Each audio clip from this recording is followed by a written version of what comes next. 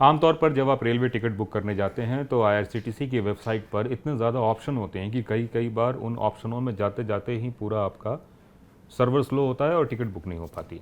IRCTC इन सारी चीज़ों को अब सिंप्लीफाई करने जा रहा है और जब आप टिकट के लिए जाएंगे तो अब आपको मुश्किल से 6 स्टेप के जरिए आप टिकट की बुकिंग कर सकते हैं।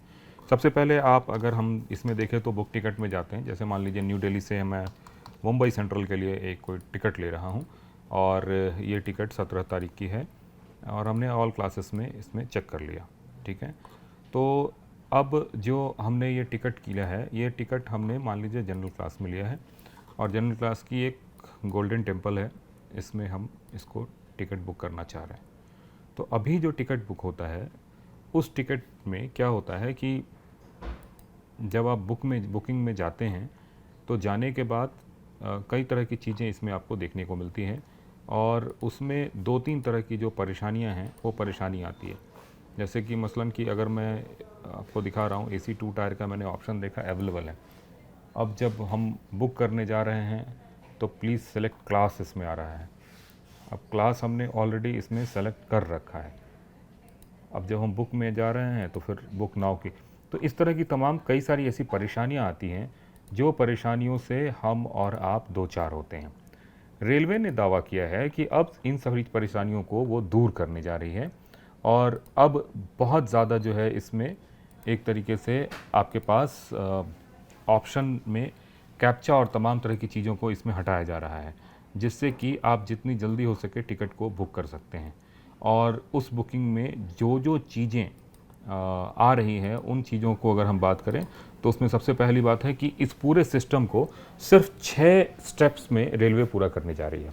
मसलन पहला स्टेप तो ये हुआ कि आप जाते हैं और वेबसाइट पे अपना बुकिंग करते हैं। जैसे कि मान लीजिए मैंने आपको दिखाया, ये आईआरसीटीसी की वेबसाइट खुल गई और वेबसाइट खुलने के बाद फिर अब आप इसमें लॉगिन आईडी और तमाम तरह की चीज़ें डालते हैं और फिर अपना ट्रेन डिटेल डालते हैं। ट्रेन डिटेल डालने के बाद फिर आपको एक तरह से आ जाता है कि कहाँ से बुकिंग करनी है। तो 1 2 3, अब इसमें अगर आपके पहले से ही सब कुछ फीचर और डेटा सेट है, डेटा से मेरा मतलब है कि अगर आपके मोबाइल में या फिर ऐप में ये डेटा सेट है तो ये खुद ब खुद आपका जो है सारा चीज़ सिस्टम ले लेगा और उस हिसाब से फिर आपकी टिकट बुक हो जाएगी।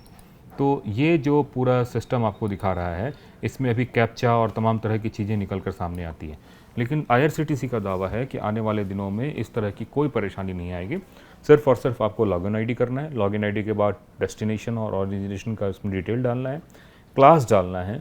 अगर आपका नाम पहले से फीड है तो एक ऑप्शन ये हो गया, उसके बाद फिर पेमेंट होगा और छठे ऑप्शन में आपके पास टिकट आ जाएगा।